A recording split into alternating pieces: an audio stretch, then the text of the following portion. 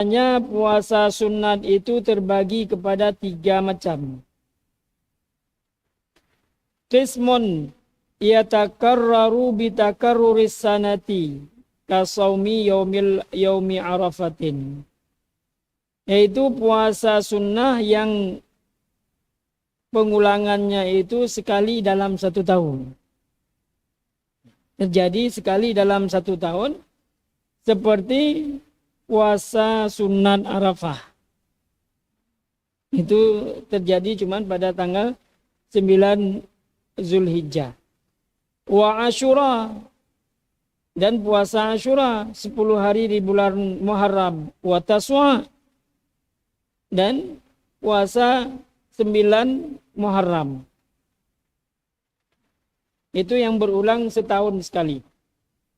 Wa qismun yatakarraru bitakarruril usbu'i. Bagian yang kedua yaitu puasa sunnah yang terjadi setiap minggunya. Kal itsnaini wal khamis. Seperti puasa Senin Kamis. Maka setiap minggu puasa sunnah Senin Kamis. Wa qismun yatakarraru bitakarruri syuhur. Dan bagian yang ketiga dia berulang setiap bulan. Seperti puasa Bait. Puasa putih 13, 14, 15. Daripada bulan Qamariyah. Berarti dalam 1 tahun tersebut, dalam hitungan tahun, apakah per hari, bulan, dan tahun, sebagaimana kita melaksanakan ibadah salat setiap harinya, maka puasa juga demikian. Berarti tubuh kita memang geyu istirahat. Dalam 1 minggu itu 2 hari. 5 hari aktivitas penuh. 2 hari istirahat sebentar lambung, ususnya itu, supaya membersihkan daripada sisa-sisa daripada penyakit. Karena sumber daripada penyakit itu pada perut manusia. Maka dengan puasa tersebut, setiap minggu, setiap bulan, dan setiap tahun ada selalu.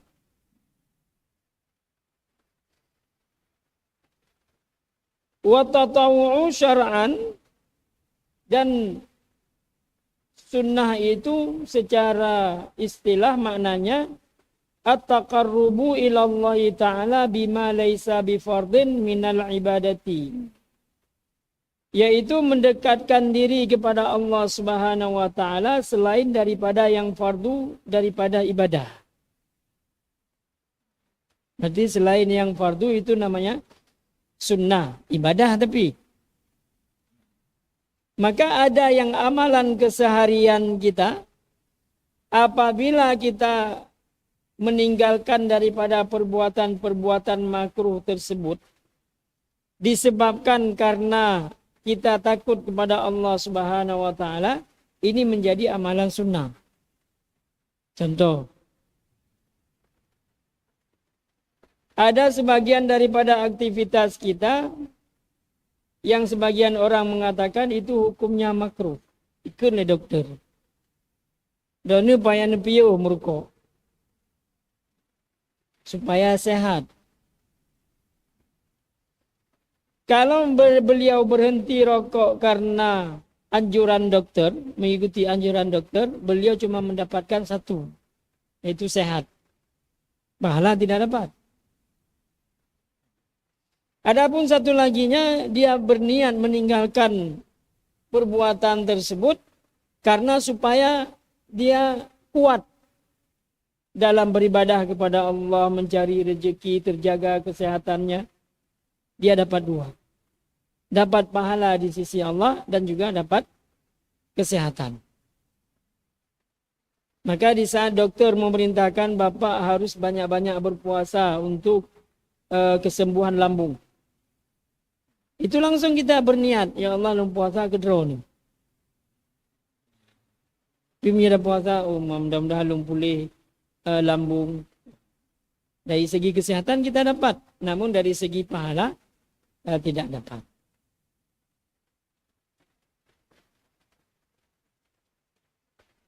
Wasaumu min ablaghil asya'i fi riyadatin nafsi wa kasri syahwati. Dan puasa di antara sesuatu yang paling berarti dalam melatih jiwa dan melemahkan daripada syahwat.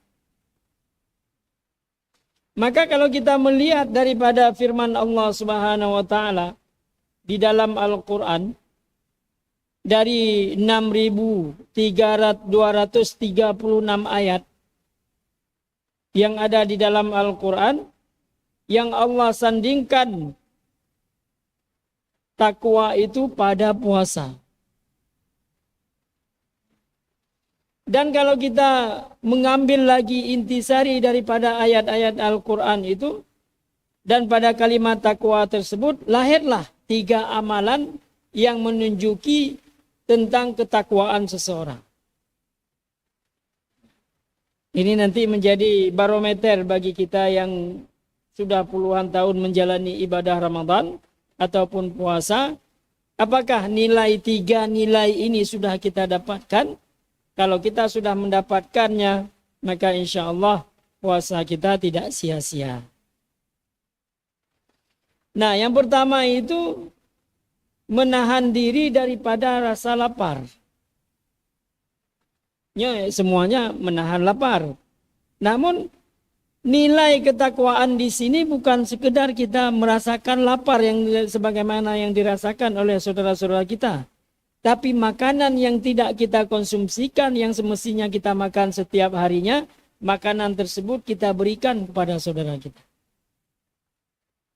Jadi puasa itu tidak sekedar geyuh puasa supaya kita merasakan lapar sebagaimana orang yang tidak mampu ataupun kurang mampu menahan lapar. Kalau nilai itu saja belum berarti puasa kita. Di saat kita merasakan lapar seperti mereka rasakan lapar, maka makanan yang saya sisakan biasanya saya makan, saya berikan kepada mereka. Itu baru nilai takwa yang pertama. Jadi bukan sekedar kita tahan lapar juga sama seperti dia. Sama. Gak ada nilai lebihnya. Tapi nilai lebihnya pada memberikan makanan yang semestinya kita makan. Karena dia juga lapar. Kita sudah merasakan bagaimana rasa lapar itu. Ini makanan untuk. Di situ baru lahir nilai takwa yang pertama. Makanya Rasulullah SAW, barang siapa yang memberikan makanan kepada orang yang berpuasa, maka pahalanya sama seperti orang yang berpuasa tersebut. Dia sama-sama menahan lapar, namun dia tidak sekedar menahan lapar, dia ambil makanan tersebut, dia berikan kepada saudaranya. Jadi Allah memfardukan puasa itu bukan sekedar kita hanya sekedar tahan lapar. Oh seperti ini tahan lapar. Tidak berhenti di situ. Dia tanya, oh menu ternyata penderitaan dia. Apa makanan jauh. Kita berikan kepada orang yang membutuhkan. Itu baru nilai takwa yang pertama. Kemudian nilai takwa yang kedua itu adalah pada menahan ego kita. Di mana letak takwa di situ? Di mana menahan ego ini dalam keadaan kita berpuasa, lapar, kita capek. Begitu ipakat debat ataupun kita dibuat marah itu karena kita orang merasa lebih. Maka kita muncul daripada sifat ego tersebut. Maka melalui puasa tersebut, kita tidak memperlihatkan, tidak ada yang tahu kita berpuasa itu kecuali kita dengan Allah saja. Nah, bagi orang yang tidak mampu menahan egonya, dia akan memperlihatkan kepada orang lain bahwasanya dia itu sedang berpuasa. Supaya, oh dia setiap hari puasa, memang dia, itu arahnya ke sana. Maka nanti hadis Nabi, illa saum fa innahu li. Apa makna hadisnya nanti akan kita bahas di depan. Maka pada menahan ego, menahan kita tidak nampak berpuasa kepada orang lain. Nabi Allah Isa alaihi salam mengatakan, apabila seseorang itu berpuasa, bibirnya nampak kering, kemudian rambutnya acak-acakan, wajahnya pucat, tubuhnya lemah, itulah puasa orang ria. Itulah puasa orang ria. Kenapa? Dia ingin memperlihatkan kepada orang lain bahwasanya dia sedang berpuasa. Lumuh tak lumuh, haid bubuk tebu yang puasa. Namun kita puasa itu seperti biasa, enggak ada. Orang kelaparan banyak yang meninggal. Namun sampai hari ini belum ada sejarah mencatat bahwasanya orang meninggal gara-gara puasa. Enggak ada. Saudara kita di Palestina banyak yang meninggal karena kelaparan. Namun kita yang sudah berapa puluhan tahun kita berpuasa, pernahkah sekalipun kita meninggal, bangkit kembali? Enggak ada. Jadi menahan lapar di bulan puasa itu tidak menyebabkan kita mudarat. Tidak ada orang yang meninggal di saat berpuasa, enggak ada. Maka Rasulullah itu tatkala menjelang bulan Ramadan, masuk bulan Rajab, bulan Sya'ban, beliau hampir setiap harinya berpuasa. Kenapa? Melatih diri untuk di saat masuk bulan Ramadan. Baik waktu damang bulan Ramadan, tantang baru diurah puasa, kena mati ke. Haus sekali saya ini. Itu puasanya orang ria. Kemudian yang ketiga, nilai takwa yang terdapat pada puasa itu adalah pada memaafkan orang lain. Memaafkan orang lain. Maka di saat kita sudah mampu berinfak harta kita kepada orang lain, dan kemudian menahan ego kita itu, maka kita akan mudah untuk memaafkan orang lain. Wal kazimina 'anin nas. Orang yang memberi maaf orang lain. Maka di saat kita belum mampu menundukkan ego kita, maka yang ketiga ini tidak mampu kita cegah. Orang kalau masih tinggi egonya itu, ana gian pemahe. Maka nilai takwa yang terdapat di dalam puasa itu tiga intinya. Yaitu pada menginfakkan harta kita kepada orang lain karena kita merasakan lapar yang sama, kondisi yang sama, sehingga kita memberikan ataupun menginfakkan sedikit rezeki yang Allah berikan kepada saudara kita. Kemudian yang kedua, menundukkan daripada ego kita. Kemudian yang ketiga adalah memaafkan orang lain. Maka ini jadi tolak ukur bahwasanya nyotiban puasa lu. Pernah terima pernah manfaat ataupun tidak. Nah, ukur pada 3 barometer itu. Kadang tentu nah tetangga yang hana menu untuk berbuka puasa lo tidak respect, itu belum mendapatkan nilai ketakwaan.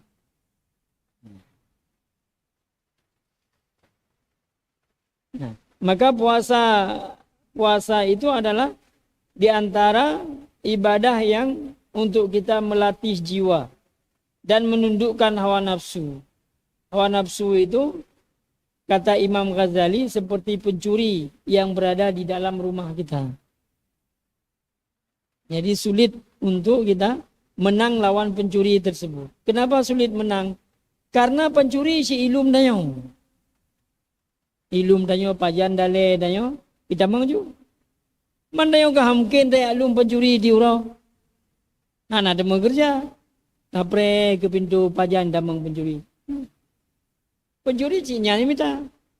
Nah, maka kita dengan hawa nafsu itu tidak akan pernah menang. Untuk membunuhnya secara totalitas itu nggak bisa. Paling kita bisa menundukkan dan melemahkannya. Maka Imam Ghazali mengatakan untuk menundukkan hawa nafsu itu 3 caranya. Yang pertama, menambah beban ibadah. Tapi ibadah betul-betul. Habis salat kita ngaji sebentar. Habis ngaji kita salat sunat sebentar. Nanti salat berjamaah. Jadi ibadah itu bersambung. Celah untuk kita menghilangkan daripada nilai ibadah itu sulit. Kenapa? Karena kita tahu sulitnya untuk melakukan ibadah itu. Namun bagi orang yang tidak fokus sekedar menunaikan kewajiban, nggak ada efek apapun ibadah bagi dia. Ini dia bangun tengah malam, dia dalam keadaan kondisi dingin, mengantuk berat, dia paksa melawan rasa ngantuk itu untuk beribadah. Bagi orang yang beribadah seperti itu, dia akan sulit untuk menyia-nyiakan dari hasil ibadahnya tersebut. Nah, mamnya sekedar temayang luhu 2 minit nyampe di ujung wate, nya apa ada yang baurnya kibar nilai ibadah. Maka di saat ibadah itu tidak ada nilai dalam diri seseorang, maka dia tidak akan mempertahankannya. Maka tambah porsi ibadah. Kemudian yang kedua, kurangi daripada makan. Porsi makan itu dikurangi. Kenapa? Kalau kita mau rajin ibadah, kurangilah untuk memberatkan badan. Imam Malik mengatakan, saya malu kepada Allah Subhanahu wa taala kalau seandainya saya banyak makan. Kita yang pekan malai mandron. Karena dia banyak jauh isi. Napun-napun jauh isi. Banyak minum ke WC. Hilang air wudu. Lagi ngaji terganggu perut. Ini yang baru tapor rakaat anda ruku kayak di bintan. Membaca nanti mengofokus ibadah. Ini kata Imam Ghazali bagi yang ibadah. Ya hana ibadah, syahana beban tebu. Istilahnya seperti orang yang berusaha untuk mewujudkan daripada planning ataupun cita-citanya. Bagi orang yang medangnya, hana beban tebu. Budah. Itu tidak ada beban sedikit. Kemudian yang ketiga, harus dengan doa. Berdoa kepada Allah Subhanahu wa taala, ya Allah berikanlah saya kekuatan dalam melakukan taat kepadamu. Karena tanpa ada doa itu sulit. Karena Imam Ghazali mengibaratkan nafsu itu ibarat anjing liar. Kalau kita pergi ke rumah orang kaya itu yang dulu, sekarang sudah jarang, ada anjing penjaga di depan. Begitu kita masuk nggak ada izin apapun, langsung kita digonggong. Makin kita usir makin besar suaranya. Tapi caranya bagaimana? Panggil tuannya. Ini saya mau masuk tapi nggak bisa dihalangi oleh anjing. Begitu tuannya, beliau tinggal mengatakan, mengusir. Ya wahyu. Begitulah kita meminta kepada Allah Subhanahu wa taala supaya Allah menolong kita dalam kita menundukkan hawa nafsu kita. Jadi ibadah ini semuanya dari Allah, butuh kepada pertolongan Allah. Jadi ilung degadro kunyo ilung lawan nanti dikaya. Dalam temayang ada Allahu Akbar. Dempu tinggal tu. Pulai luar temayang. Yang di dalam salat kita sedang menghadap Allah, semuanya teringat. Kecuali salat. Apalagi di luar salat. Di dalam salat kita teringat yang selain salat. Kalau di luar salat, yang kita tidak teringat yaitu salatnya. Maka seperti inilah kehidupan kita karena kita meninggalkan salat.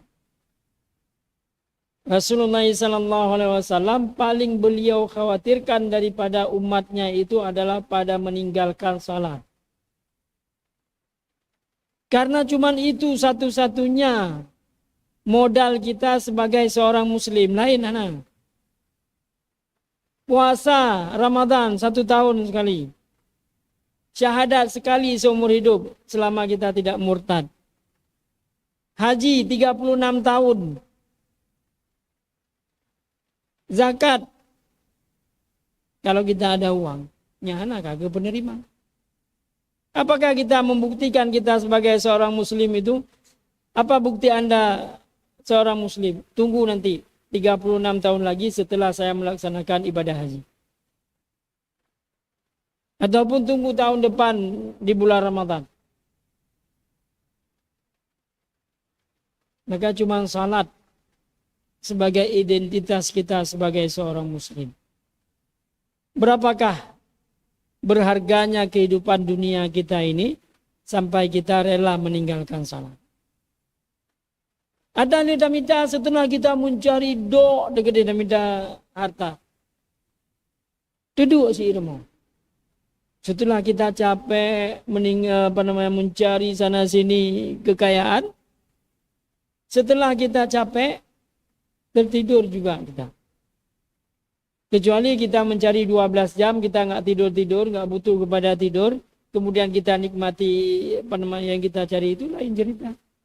Ini kita keluar rumah jam 7. Balik ke rumah jam 7. Ini yang kadang-kadang.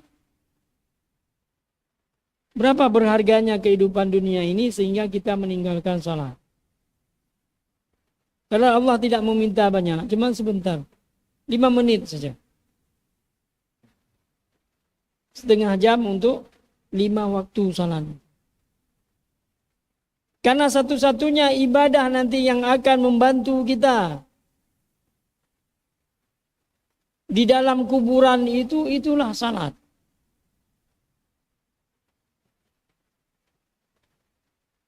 Menyahana teman sehana cerita. Begitu pertama kali kita diletakkan, dibentangkan kita di alam kubur itu, begitu ditutup dan pindah orang yang mengantar kita, dalam hitungan detiklah datang ular.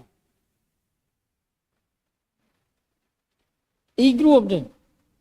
Memang kita masih di dunia maya ini. An-nasu niyam. Idza matu intabahu. Manusia itu tertidur di dunia ini. Dan kala dia mati baru terjaga. Karena dalam kubur anak ini. Maka akan datang salat, akan datang Al-Quran. Ya Allah, jangan engkau siksa dia. Dia bergadang, dia sita waktunya untuk membaca. Jangan engkau siksa ya Allah, dia menyiasakan waktunya untuk salat beribadah kepadamu. Menyut Tuhan dan katuri ibadahatan berhanjut. Apa yang kita andalkan di dunia ini?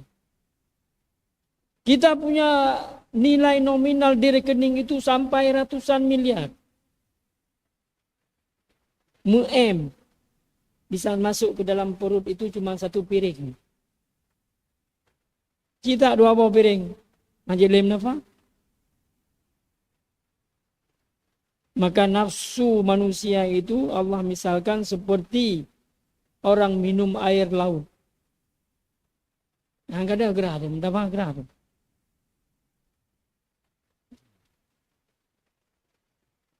Maka apa yang kita lakukan di dunia ini, yang menjadi modal kita untuk akhirat itulah yang dinamakan dengan akhirat.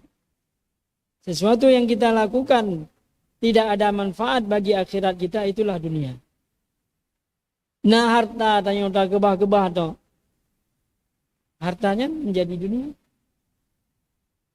Tapi di saat kita infakkan harta kita di jalan Allah, itu menjadi akhirat. Maka tanya yang kekayaannya. Ya. Kita yang punya kekayaan sebelum kita meninggal, ada yang kita wakafkan untuk agama Allah ini. Bahkan harta yang kita tinggalkan kepada anak-anak kita, tidak kita bekali dengan agama yang baik, mereka akan bertengkar Yang ketiga kanurnya tanya dia yang kubur. Yang sudah kita makan, pakaian yang kita beli akan menjadi rongsokan dan menjadi kotoran. Dan begitu masuk tubuh ini ke dalam kuburan, akan dimakan oleh belatung. Namun harta yang kita wakafkan di jalan Allah, seberapa banyak orang yang menggunakan daripada harta tersebut, kipas angin, kemudian tiang masjid, kemudian lantai masjid, pembangunan sekolah, belajar agama, belajar ngaji di situ. Nggak pernah berhenti mengalir daripada pahala. Maaf cakap, anak-anak kita begitu selesai dia mengantarkan kita, belum lagi sempat kering tumbuhan yang ada di atas kuburan kita, kedua. Maaf cakap, apalagi kita meninggalkan banyak harta. Yang kamlai ju begitu teruk rumah ia mata katho, kamlai tanya yang surat tanah ide kelong. Nyor rumahnya kelong. Itanya ju le malaikat. Anu tu dah tinggal. Bukan mereka mewakafkan harta yang kau tinggalkan, justru menjadi perkelahian bagi mereka. Ini realita yang sering kita jumpai. Maka tanya yang kahek tamu harkat uro malam dari zaman, wakafkan harta kita di jalan Allah. Cuman itu yang akan menolong kita untuk akhir zaman ini. Ibadah lagi Nabi ibadah. Sampai bengkak kaki. Namun yang kita wakafkan Al-Quran, tempat balai pengajian, kita mengajarkan anak-anak kita ataupun orang lain membaca Al-Quran. Cuman itu yang terus mengalir pahalanya. Infak itu, wakaf itu, berat itu di saat kita melepaskan awal pertama kali. Itu aja yang paling berat. Begitu selesai kita ikrarkan, ini saya wakafkan tanah ini untuk pembangunan masjid. Kahak Allah langsung keluar. Seperti kita masukkan uang ke dalam celengan masjid. Yang berat wadah tariknya. Oh, 100.000 ini. Tak aju top, itulah aju. Anda dengar dia. Mamanya Karena kita semakin banyak kekayaan, semakin paling sering diganggu oleh iblis. Nanti kalau datang seperti COVID kemarin lagi, nggak boleh kerja, nggak boleh aktivitas, kamu mau makan apa? Nyesi dah. Akhirnya apa? Kedraw agak begitu. Mamanya kali enggak tak. Mungkin ada ini. Nah, itulah aja. Menjadi amalan kita. Maka ada yang kita tinggalkan untuk diri kita sebelum kita meninggalkan dunia ini. Kita hidup di dunia ini dalam hitungan manusia itu 60 tahun. Tapi dalam hitungan Allah itu cuma 1 jam setengah. Namun di dalam kubur itu puluhan ribu tahun. Fir'aun padu 40.000 tahun ke alam kuburan. Di alam barzakh. Belum juga kiamat. Rasulullah SAW berapa ribu tahun beliau sudah meninggal? 1440 tahun sudah Rasulullah meninggalkan kita. Belum juga kiamat. Maka Rasulullah mengatakan orang paling cerdas itu adalah orang yang tidak terpengaruh kehidupannya dunia ini dengan kehidupan akhirat. Alam barzakh. Dan apabila dia mampu melewati daripada alam barzakh itu dengan mudah, maka padang mahsyar itu sudah gampang. Karena paling lama itu adalah alam kubur.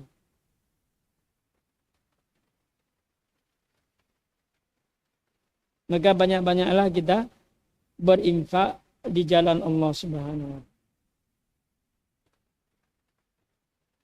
Wa istinaratul qalbi, dan puasa itu juga menyinari ataupun memberi penerang bagi hati kita. Kalau hati dalam bahasa Arab itu ada 3 makna dia. Ada yang ditinjau secara medis dalam bahasa Arab. Qalbun itu juga maknanya jantung. Ada makna hati, ada makna paru-paru. Jadi sering-sering berpuasa maka jantung kita akan. Wa ta'dibul jawarihi wa taqwimuha wa tanshituha lil ibadah. Jadi puasa itu menguatkan dan menggiatkan kita dalam beribadah kepada Allah Subhanahu. Kemarin sudah kita rasakan semuanya.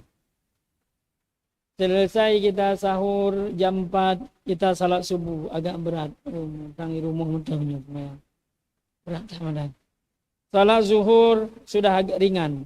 Panggilan ke masjid mudah, panggilan asar mudah. Begitu datang buka puasa, cikalan hotel main rawe.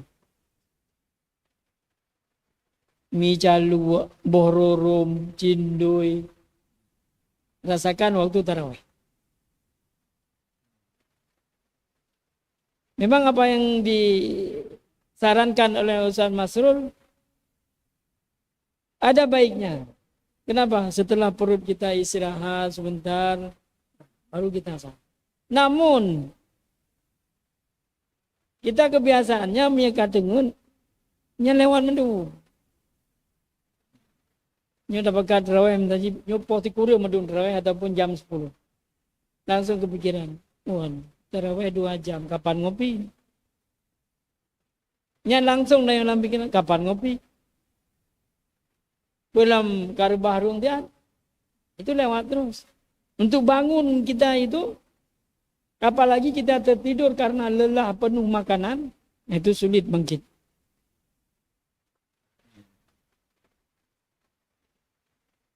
Itu sudah kita jalankan. Salat subuh, salat tarawih, dan salat isya, itu kita penuh dengan makanan. Bagaimana beratnya kita untuk salat saja. Salat asar, salat zuhur kita dalam keadaan lapar, ringan kita gerakkan badan. Maya malam itu ada AC, kemudian cuaca hujan seperti ini, ngen alah, nada dong berapa. Karena suatu ketika Iblis pernah jumpa Nabi Allah Ya'qub alaihissalam. Di tangan Iblis itu ada sendok. Ditanya, nyan Iblis kubur yang sendoknya. Nyo Nabi Allah long budale manusia untuk dia sibuk dengan makanan. Sehingga hai ibadah. Nisi cek nanan long. Begitu dilihat satu ketika dona agak kenyang, bukan kenyang, agak kenyang makanan sehingga engkau berat untuk melaksanakan ibadah. Dia menjanji Nabi Ya'qub, mulai hari ini saya tidak akan kenyang lagi.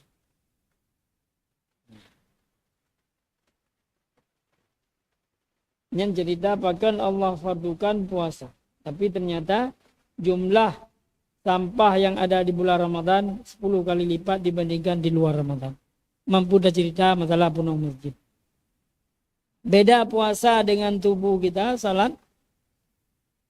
Salat di bulan Ramadan itu makin ke ujung, makin berkurang. Badan kita makin ke ujung, makin bertambah ini. Nanti hikmah puasa kita adalah meningkatkan kuantitas daripada tubuh kita. Ini tidak bisa terbantahkan. Memang itu adalah realita.